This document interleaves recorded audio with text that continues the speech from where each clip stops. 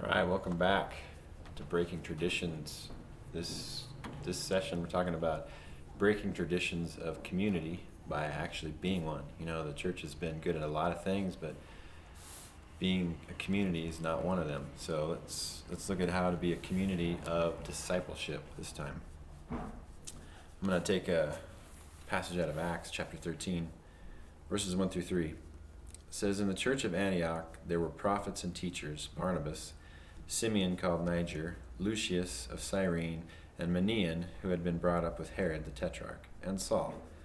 While they were worshiping the Lord and fasting, the Holy Spirit said, 'Set apart for me Barnabas and Saul for the work to which I have called them.'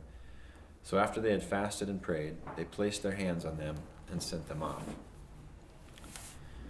Discipleship is finding your Saul or Paul and finding your Barnabas. It's finding someone to mentor you, and it's finding someone for you to mentor.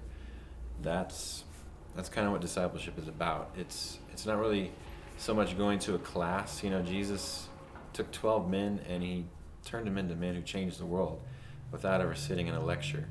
He walked with them and he ate with them. He fed them. He did miracles with them. It's just sharing your life with someone.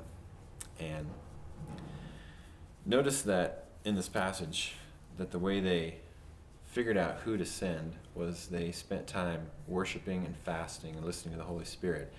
So as you consider today, if you don't already have a mentor, I want you to consider finding a mentor and even finding someone to begin mentoring.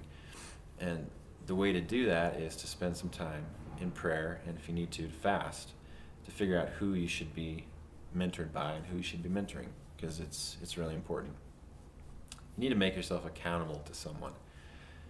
You know, we function best when we're surrounded by community and when people are holding us accountable and when we're holding them accountable.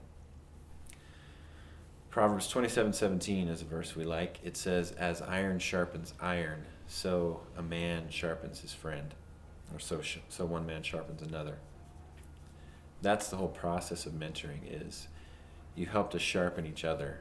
And you know, it's not just a one-way street. You don't just get mentored by someone wiser than you. You also end up getting mentored by someone who knows maybe is not as far along in their walk with God as you.